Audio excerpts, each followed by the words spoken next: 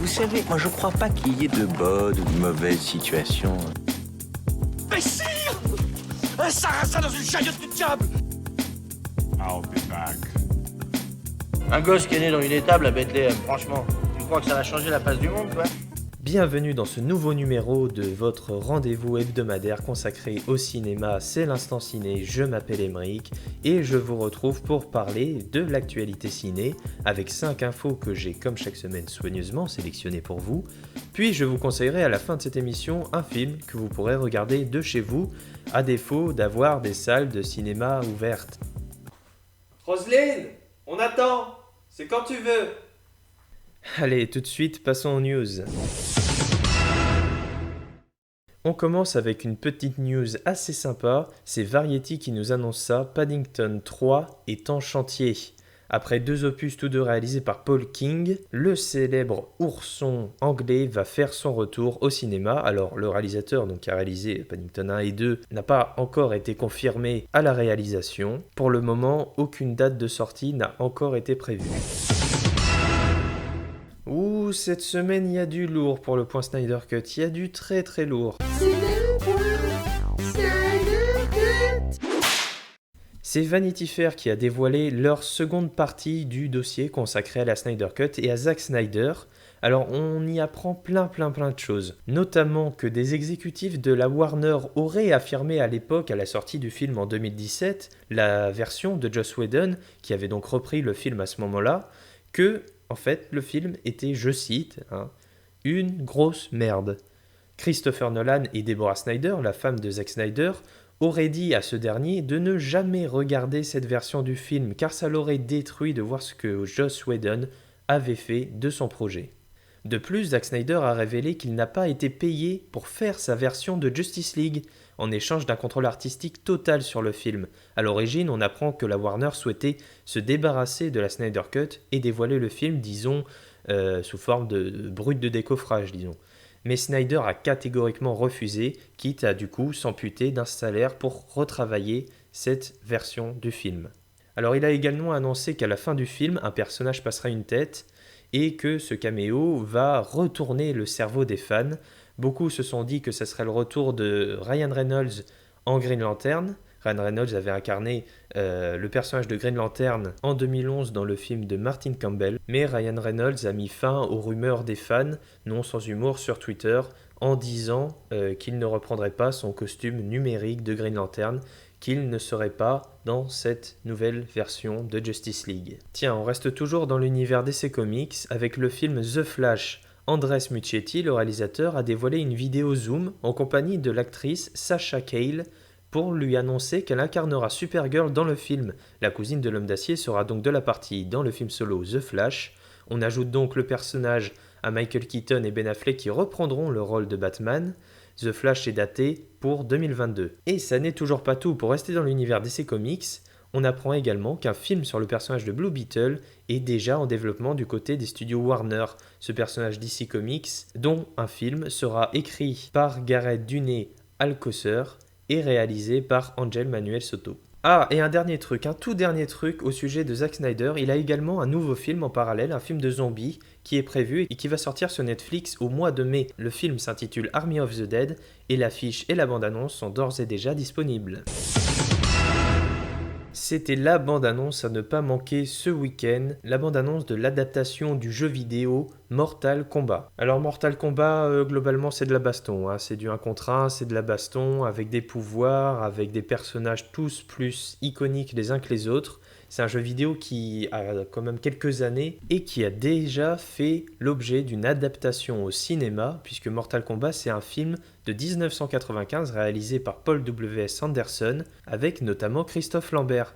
Le problème c'est que le film n'a absolument pas marché, c'est devenu un nanar complet. Et donc les studios Warner qui ont bien senti l'engouement des fans autour du jeu vidéo, notamment il y a une dernière version de Mortal Kombat qui est sortie assez récemment et qui a très bien fonctionné.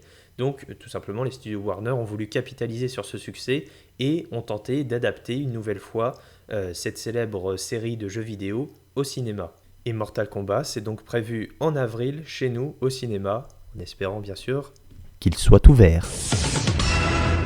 Tiens, à propos des salles de cinéma, à défaut d'en avoir chez nous qui sont ouverts, hein, Roselyne, et bah aux États-Unis, outre-Atlantique, les ciné américains réouvrent enfin, notamment à New York, qui était devenu l'épicentre de la pandémie, et donc le gouvernement américain a tout simplement décidé de réouvrir différents cinémas aux États-Unis. Alors pas tous, mais notamment à New York, c'est marquant parce que comme je vous l'ai dit, New York c'était vraiment devenu l'épicentre de cette épidémie, l'épicentre mondial. Il faut savoir que les États-Unis, c'est le pays le plus durement touché en termes de morts au monde. Mais alors du coup, quelles répercussions cette décision va avoir chez nous en France? Eh bien tout simplement le fait que les studios américains regorgent de films prévus et tout simplement les armoires sont pleines de bobines, pleines de pellicules, pleines de fichiers, pleines de films.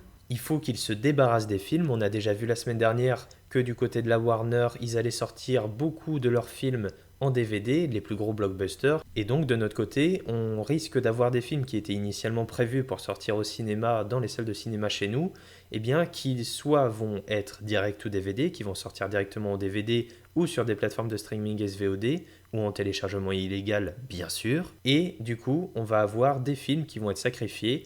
On aura du coup des films qui ne sortiront pas dans les salles de cinéma en France. Alors bien sûr, tout cela sous réserve de l'évolution sanitaire dans notre pays, ou même aux États-Unis, et bien sûr des décisions que prendront le gouvernement français concernant les salles de spectacle vivants, les cinémas, les théâtres, les opéras, bref, toute la culture en France. On va parler de Spider-Man, puisque les troisièmes aventures solo de l'homme araignée se précisent. En effet, il a été révélé hier le titre du film. Spider-Man 3 va donc s'intituler Spider-Man No Way Home. Alors un titre qui veut tout et rien dire à la fois. Le plus intéressant, ce sont les déclarations de Tom Holland, l'acteur principal du film, qui joue donc Peter Parker alias Spider-Man, qui a révélé du côté du Tonight Late Show de Jimmy Fallon que le film contiendrait une des plus grandes scènes d'action jamais vues dans un film de super-héros, une scène qui leur a fallu 1 mois à tourner. Et également aussi, il est revenu toujours sur les rumeurs concernant le retour des précédents acteurs de Spider-Man, à savoir Tobey Maguire et Andrew Garfield, que les deux acteurs ne feraient pas de caméo dans le film. Il a également dit au sujet de tous ces journalistes qu'il interrogeait sur la présence de ces deux acteurs que tout simplement il ne leur dirait rien de plus. Alors il continue tout simplement de jouer avec nos nerfs. On a bien compris qu'on ne saura pas dans l'immédiat ce qui se passera dans ce nouveau film, d'autant plus que les acteurs du film n'ont pas arrêté de troller les internautes sur les réseaux sociaux en dévoilant une succession de faux titres. Spider-Man No Way Home est désormais prévu pour décembre prochain. C'est l'heure du film de la semaine, et comme chaque semaine, je vais vous parler d'un film que j'aime beaucoup, un coup de cœur, et celui-ci est un coup de cœur assez récent. Malheureusement, je n'avais pas été le voir au cinéma, je l'ai découvert très récemment en Blu-ray, et j'adore ce film. C'est un film de Robert Rodriguez, sorti en 2019. C'est un film de science-fiction, et ça s'appelle Alita Battle Angel.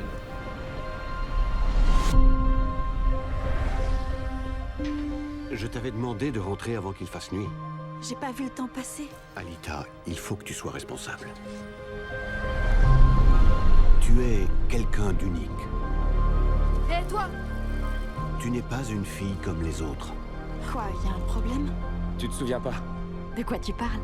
Ido t'a trouvé dans la décharge. Donc t'as dû tomber de là-haut.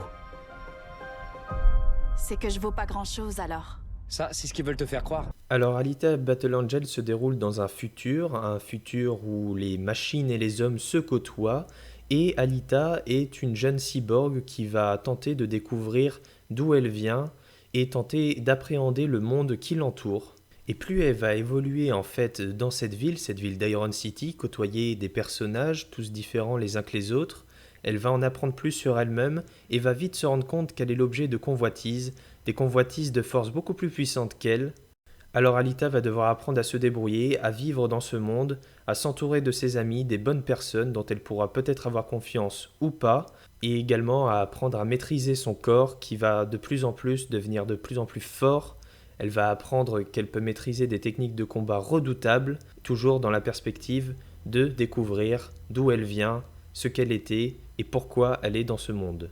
Alors, je vous dis, c'est un coup de cœur, et qu'est-ce que je regrette de ne pas l'avoir vu au cinéma. C'est un film qui visuellement est époustouflant. Il faut savoir que le film, en plus d'être réalisé par Robert Rodriguez, est produit par James Cameron. James Cameron, globalement, c'est celui qui a fait Avatar. Bon, pas que, il a fait Titanic, il a fait Abyss, Terminator, tellement de films qui visuellement et en termes de science-fiction regorgent d'inventivité, et Alita c'est ça, c'est de l'inventivité, c'est de la science-fiction jamais vue mêlée à un univers un peu manga. C'est brillant en tout point et je ne peux que vous recommander d'aller regarder Alita Battle Angel parce que c'est juste génial, c'est un vrai moment de plaisir, un vrai divertissement avec des sentiments puissants. Bref, c'est un énorme coup de cœur. Je veux que vous éliminiez cette fille qu'on appelle Alita. Vous avez commis la pire erreur de votre vie. Laquelle? Vous m'avez sous-estimé.